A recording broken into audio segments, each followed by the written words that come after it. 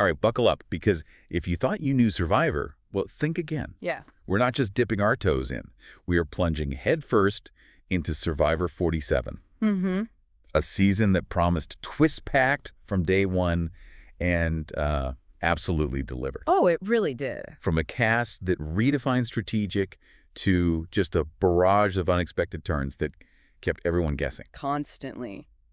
This deep dive is your ultimate shortcut to understanding the, I guess, beautiful chaos and brilliance of one of the show's most talked about seasons. What's truly fascinating here, I think, is how Survivor 47 became this masterclass in adaptation. Right. And not just for the players, stuck out there on those beaches, but for the game itself. Interesting. We've meticulously compiled a stack of sources for you, everything from detailed recaps, cast reveals, to some really interesting production insights straight from Jeff Probst himself. Okay. All to really extract the most important nuggets of knowledge.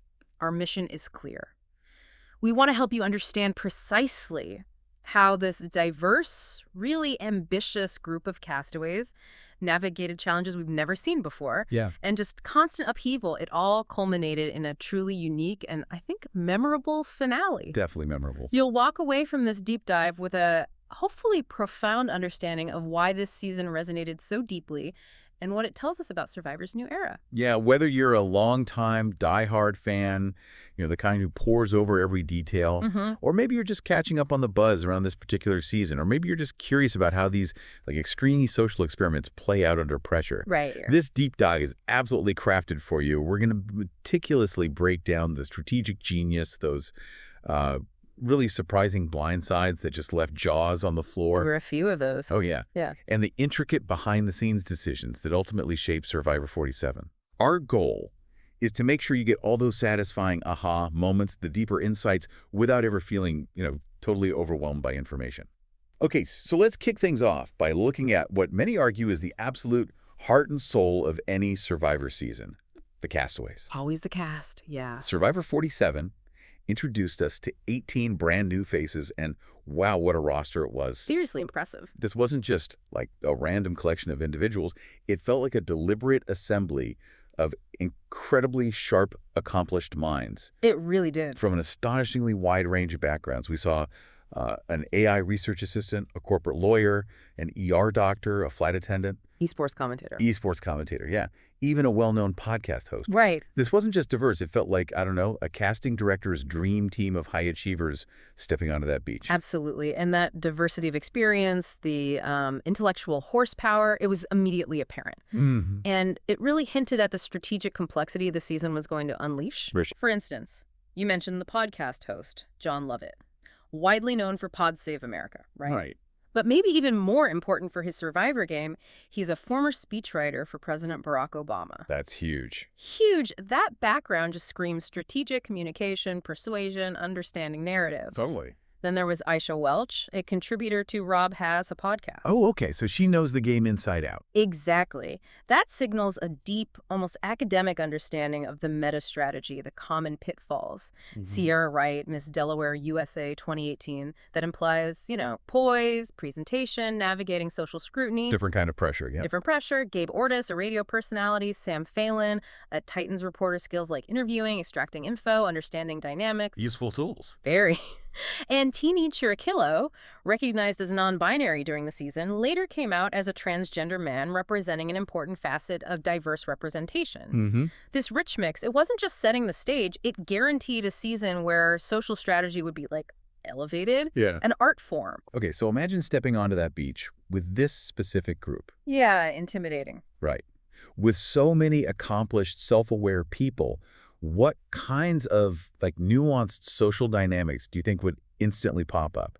Because their pregame interviews, honestly, they reveal so much. Yeah, they're gold mines. It's like peeking into their playbooks before day one. It really is. And that's a fantastic question because this cast wasn't just talented.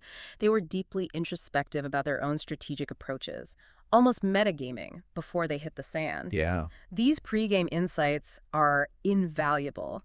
Take Anika Dar, the finance and operations manager. She described herself as exuberant, curious, and calculated. Okay. She saw Survivor not as a fixed plan, but as a continuous update. Okay, things change, I update. ready to adapt. Like an algorithm. Exactly, like a living algorithm. And her experience embracing her identity, she understood the power of authenticity, but she was also analytically sharp. Yeah, and John Lovett, with that speechwriting background, he literally viewed Final Tribal Council as a political campaign. Makes sense. His job, convince a bunch of people. He was super aware of his public persona, too, joking about the bananas reaction Pod Save America listeners would have to him being gone. He knew his audience inside the game and out. Playing for the jury from day one, yeah. Then Rachel Lamont, the UI designer, aimed for what she called seamless integration. Interesting term. Right? Described herself as weird and quirky and a little neurotic. She wanted that Goldilocks complex. Not too hot, not too cold. Exactly. Not too smart to be a threat, not too weak to be dismissed. Charm and disarm. It's a brilliant way to position yourself, honestly. It really is. And then you had Sol Yu, poker tournament winner, like over 200 Ks in earnings. Wow. Working in natural language processing. He emphasized Survivor as fundamentally a game of conversations. Makes sense for a poker player. Totally. Right. Reading people, bluffing, strategic communication. But he also had this deeply personal motivation. Right, the Godfather figure thing. Yeah, for his cousin's kids after a tragedy. Wanted to inspire them by following his dream. That emotional core, plus the strategic mind, made him really compelling. Definitely. Then we had Rome Cooney, the esports commentator. He explicitly saw himself shot calling like Jeff Probst. Uh-oh. Yeah, high IQ, 135, he said, confidently declared himself one of the biggest threats. You just knew that kind of statement would either propel him or paint a massive target on his back immediately. Oh, instantly. You just knew Rome was going to be an unforgettable character, right? Destined for some drama. For sure. And Caroline Vidmar, the corporate lawyer, she strategically hid her profession. Smart move. Very. Recognized how well lawyers did in Survivor 45, wanted to be a wolf in sheep's clothing.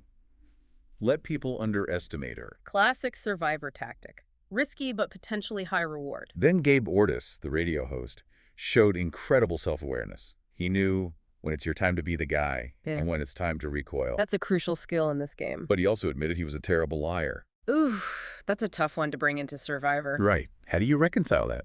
It's fascinating self-knowledge, though. It's a calculated risk, isn't it? To be that self-aware about a weakness in a game built on misdirection. Then Teeny Chirikillo, with their personal history, overcoming kidney disease. Yeah. Grew up learning to befriend any type of personality, their strategy, like a pickpocket from the Oliver Twist universe, stealing trust and hearts subtly. Wow, what a description. Isn't it?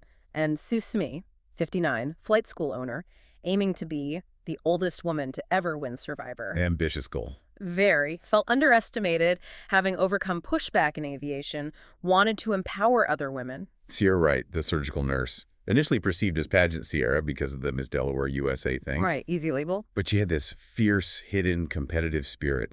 Playing for her dad, who was going through chemo, demotivation there. That adds another layer entirely. Kyle Oswald grew up rough, no electricity, inspired by his fiancée, playing for his daughter Moose. Powerful emotional drive. You see that often, playing for family. Huge motivator. And Tiana Hallams, Division I athlete, flight attendant, described her Hawaii vibe as misleading, said she had a cutthroat nature underneath. Aspiring pilot, too. So hidden depths there. Then TK Foster, athlete marketing manager, relating his job dealing with diverse personalities directly to Survivor. Good comparison. And Sam Phelan, the Titans reporter, saw his skills as a direct advantage, knowing how to stroke an ego, ask the right questions. Get information. Exactly. Okay, let's unpack this a bit. With such a diverse, accomplished, and incredibly self-aware group, where almost everyone seemed to have a clear idea of how they wanted to be seen, how they planned to win, you knew the social dynamics would be fascinating and probably volatile. Absolutely. Volatile is a good word. It felt like a collection of alpha personalities, each with this carefully constructed strategic facade. How does that shape the season's cutthroat nature right from day one? That's a crucial point. When everyone comes in with a game plan and that high degree of self-awareness, it creates this extra meta layer. Right. You're not just reading the player, you're trying to read how they want you to read them. Ooh, complex. Makes building genuine trust incredibly hard, but also super valuable if you can pull it off. The initial phase becomes this delicate dance, probing intentions, figuring out who's real, who's playing you, and trying to project strength without becoming target number one. Especially with so many people used to being in charge. Exactly. Ego management, subtle influence become key, often more than challenge strength early on. Yeah. It sets the stage for a game where social capital is just constantly being reassessed. Which brings us right to the game itself, particularly in this new era of Survivor. The twist era. Yeah, since Survivor 41, there's been this undeniable, almost relentless increase in advantages, idols, new mechanics, especially post-merge. Oh, yeah, nonstop. It's clearly designed to keep players on their toes, prevent stagnation, force adaptation, but it's also sparked a pretty big debate. It really has. This proliferation of twists has created a real philosophical divide. You think so? Definitely. On one side, you have commentators like Michael Block from Collider. He argued pretty passionately that these twists are actually choking the game. Choking it? Wow. Yeah. Said they prevent a standard individual game from flourishing, make alliances feel only temporary, frequently resetting the game just when things get going. He even suggested, kind of radically, for Survivor 48, the best twist possible is to not do a twist. Whoa. Bold take. Bold take. And that sentiment was echoed by fan comments like Capjack criticizing the talking during Tribal Council, feeling it undermined the drama. It speaks to fans who want to return to, maybe, the show's perceived roots. So this raised that big question, right? When does a twist actually enhance the game, add complexity? Make it better. Yeah. And when does it potentially undermine the core principles? Strategy, social play, the feeling that the best player earned it. It's the million-dollar question. It's a pendulum swing we see reflected in fan commentary, production commentary. Yeah. Because on the other side, you had a fan named Mike on Collider defending the twists. Oh, okay, what was his argument? He argued they're essential to stop the game becoming stagnant, especially for longtime viewers. For him, twists show the grit it takes to win Survivor. Grit. Okay. Forcing players through uncertainty, keeping viewers engaged. It highlights that fundamental tension. How do you honor the legacy but keep innovating? And Survivor 47 certainly leaned hard into the twist philosophy right from the start. No question. Set that expectation of constant upheaval immediately. And it was obvious from the jump. We know now, in the new era, the first two tribals always have at least one twist. Yeah, no more straightforward gameplay early on. It's almost expected. Players arrive ready to adapt to immediate chaos. That's a huge mental burden. Huge. And we saw it play out in various ways. Episode 5, they introduced that brand new pre-merge twist. Survivor Social, Happy Hour. Oh yeah, the happy hour. A temporary cross-tribal gathering for reward winners. BBQ, cornhole, explicitly designed for mingling before the merge. That was wild. Probst, on the On Fire podcast, called it an experiment. Let players leverage social opportunities. He even said they considered letting players name it, but, time constraints. And Charlie Davis from Survivor 46, he loved it as a former player. Yeah, he had great insight. Said pre-merge tribes love other tribe gossip, like tabloid magazines. That's perfect. Discussing showmances, who's on the outs. It tapped into that natural curiosity, the need for intel. This wasn't just a fun reward, it was a strategic intel mission. It completely changed the early game meta. Suddenly, you could get critical data on other tribes way before the merge. Potential threats, social standings. Broke down those walls early. Totally. We also saw that amulet idol in episode 4. That was fascinating. Remind me how that worked again. Andy, Caroline, and Teeny found it together. But here's the kicker. One of them had to sacrifice their vote right then to activate the shared idol. Oof, high stakes. And it would only work if all three were still on the same tribe later. Teeny made that bold sacrifice. Yeah. Now think about the trust involved there. Or the strategic gamble. It's not just finding an idol, it's a shared burden, a shared asset. Forces an immediate public test of alliance strength. Very different from just finding one in a tree. It's a whole different level of risk-reward calculation. Absolutely. And beyond that, we had the more, let's say, traditional beware advantages and vote steals early on. Gabe and Rome found those. And Rome used his vote steal pretty quickly on Keyshawn, right? He did. These early advantages, shared idols, vote manipulation, they just ensure that straightforward gameplay is, a thing of the past. The game is constantly nudging players out of their comfort zones. Exactly. And the merge, Probst described it less as a tentpole event for producers. More a transition for storytellers. Yeah, where individual stories become key. But Charlie Davis, from the player side, saw it totally differently. A definitive tentpole. A new beginning. Like day one again. Like day one, but with amplified exhaustion. Dealing with double the players, constant speed dating to build new bonds. That difference in perception is crucial, isn't it? Producer sees narrative potential, player feels immense pressure. It's a fascinating dichotomy, the story being told versus the raw experience of living it. And right before the merge challenge, at the merge beach, they just threw an advantage hunt at them. Look for an advantage. Go. Yeah. No subtlety. Immediate scramble. Force them to figure out the norms, the value system of this new, bigger group regarding advantages. Creates instant tension. Shows who's bold, who's cautious. Instantly establishes a pecking order for risk takers. Then came that two-part merge challenge, complicated things even more. Divided them into two teams for reward. Only winners advanced to individual immunity. Right. Probst explained the design was born from producers being antsy for news stories, balancing complex ideas which are good over complicated ones which just confuse people. Strategic depth without unnecessary confusion.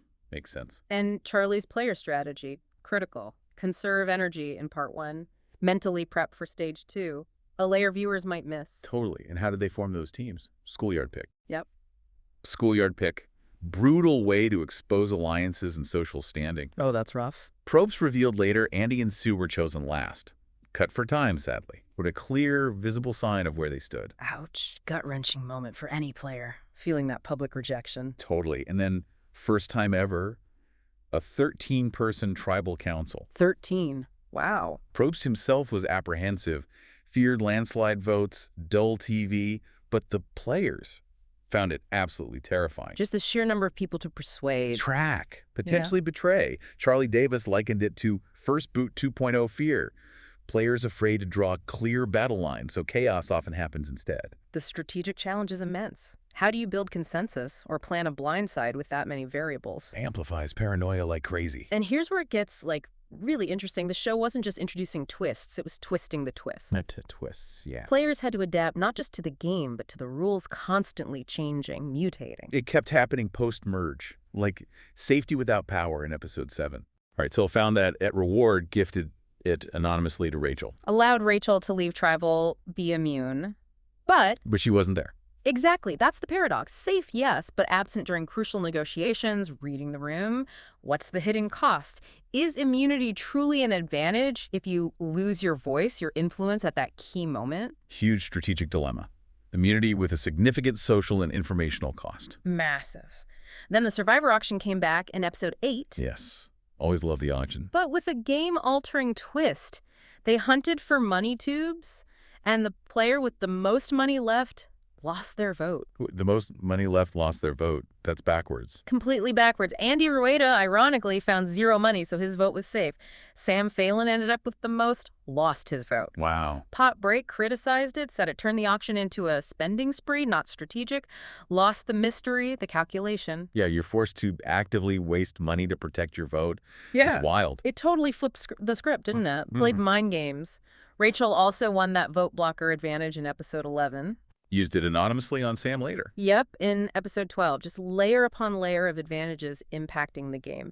Not standalone things, but interconnected mechanisms creating constant flux. Okay, so this constant shifting, these novel twists, it set the stage for some incredibly dynamic gameplay, huge blindsides, and a really unpredictable road to the final tribal. For sure. Early game, Tuku tribe, Gabe, Sue, Caroline, they formed a strong alliance. Dominated challenges. Looked good early. Meanwhile, on Gata, Sierra Wright was the crucial swing vote. Right. And John Lovett, despite his strategic ambitions, wanting to target an ant. He was the first one out? 5-1. A move Probst himself admitted shocked him, which raises that question. Why him? Why the articulate strategist first boot? Perceived threat level too high. Public persona. Overt thinking. Probably all the above. Too dangerous to keep around early on. It's that classic survivor paradox. Biggest threat, easiest first target, and Lavo had internal strife. Rome versus Saul. Yeah, clash of personalities, strategies. But Genevieve Mushalik managed to unite them to blindside Kishan Patel, showing early strategic chops there. Definitely. And Rome used his vote steal on Kishan, too. Just added complexity to that early tribal. The early game already showed how fluid things were. Plans unraveled fast. And moving into the merge, Tuku's initial numbers advantage. Gone. Poof. gone after Gabe's elimination, led to the larger tribe splitting into perceived underdogs, and that threats alliance, Sam, Genevieve, Kyle. That division set up a lot of the drama later, right? Turned the merge into a battleground. Exactly. And those eliminations were rarely straightforward, often influenced by the twists. Like Rome Cooney in episode 6. 9-1 vote. Yeah, and Probst revealed that episode was largely told through Rome's POV, called him a delicious topic. Let him host a moment at Tribal even. Yeah, to explain the amulet, leveraging his broadcaster personality. But Probst's casting notes, boastful but charming, hinted at his downfall. That confidence became a liability. Perfectly illustrates how that kind of personality can backfire. Yeah. Then Tiana Hallam's in episode 7. Voted out after Rachel played safety without power. Gifted by Saw. Right. By removing Rachel, the twist made Tiana an easier target, regardless of her strategic standing, shows how twists dictate vulnerability. And Sierra Wright in episode 8. Tiebreaker against Sam. Yeah, 4-4-1. What made it brutal? Sam had lost his vote at the auction, couldn't vote, made Sierra vulnerable in a way no one expected. Wow, a previous twist directly caused her elimination. Those ripple effects. That's the new era. Compelling, but frustrating for players. Sol Yu, the poker player, targeted for a blindside in episode 9, led to a frantic live tribal. Paranoia and confusion. Off the charts. Genevieve was working to blindside Saul. Sam, privy to it, told Saul. Chaos ensued. Target shifting right there at tribal. That live adjustment is such a hallmark now. Creates that frenetic environment. Plans change instantly. Information or misinformation is currency. Gabe Ortis, Tucker's initial leader, potential threat, gone in episode 10. Targeted by Sam and Kyle, 8-1 vote. Yep. And there was fallout from the previous tribal. Rachel angry with Sam for telling Saul. Andy trying to drive wedges. It's this intricate web leading to Gabe's elimination. Then Kyle Ostwald became a huge challenge threat. 4 individual immunities. Matched a record. Incredible run. But ultimately targeted and eliminated in episode 11, 7-2 vote. Alliance of Sue, Caroline, Andy, Rachel, Teeny took him out. Rachel had immunity herself. His challenge prowess painted that huge target. Too good, you're out. Classic dilemma. Textbook Survivor. Then the very next episode, Caroline Vidmar, blindsided by Operation Italy. Operation Italy. Sounds dramatic. Oh, it was orchestrated by Andy, who had just flipped alliances Sam and Genevieve. Completely shocked Rachel, Sue, Teeny. How did they pull that off? It wasn't just numbers, masterclass in deception. Genevieve even crafted a fey idol, showed it briefly to Teeny as part of the ruse. A fake idol, too. Wow. What does that level of planning tell you? It tells you about the level of trust, or rather calculated distrust, that such an intricate plan could work, shattering the perceptions of established players. It's next level. That sounds truly brutal and brilliant. Does stuff like that still surprise you, given how many seasons we've seen? Absolutely. What still surprises me is the audacity, the sheer creative risk-taking operation. Italy wasn't just voting someone out, it was disorienting an entire alliance. Yeah. Speaks to players willing to go beyond the conventional, invent new ways to deceive. That evolution in strategic depth, endlessly fascinating. Testament to the game constantly throwing curveballs and players finding new ways to hit them. So after masterminding that, Andy Rueda tried to target Rachel next, episode 13. He did. But Rachel, showing her growing awareness, played her immunity idol, negated 3 votes against her. Nice play. And Sue, still angry about Andy betraying Caroline, sided with Rachel, sent Andy to the jury. Whose visible delight was noted. Satisfying moment for them. Totally. Later that episode, Genevieve Mushalok identified as a major threat. Her fake idol got revealed. Yeah, Sam told Teeny she was eliminated 3-2. Rachel had even convinced Teeny to vote Sam as a backup, showing her influence. Wow. And finally, Teeny lost the fire-making challenge in episode 14 to Sam. To Sam. Which was surprising because Sam admitted he'd never successfully made a fire all season. No way. Yet he pulled it off against Teeny, who Rachel had coached. Incredible pressure, clutch performance. That's the endgame. So if you connect all that, Survivor 47 really showed how dynamic, how fluid alliances were in this new era. Absolutely. Personal relationships, public perception, constantly tested and redefined by twists. The sheer number of blindsides, constant shifts. The ground could change under anyone's feet. All that chaos, strategy, shifting dynamics, it led to a truly historic finale. It really did. Final 4, Rachel Lamont was just dominant, won her record-tying 4th individual immunity, secured her spot. Incredible feat, physical, mental endurance under that pressure. And her strategic acumen shone through there, too. Then she made that classic Survivor move, rewarding Sue Smay's loyalty. Took her straight to Final Tribal. Powerful social game demonstration right there. forced Sam and Teeny into fire. And the fire-making itself was high drama. Sam, who struggled with fire all season, Beats Teeny, who Rachel coached. Unexpected outcome. Testament to Sam's clutch performance and just how unforgiving that challenge is. So, at the final tribal council, tough decisions for the jury. Rachel, Sam, Sue, very different games. Very different. Sue, despite her loyalty, overcoming underdog status, got little attention from the jury. Suggests they didn't see a winning game there.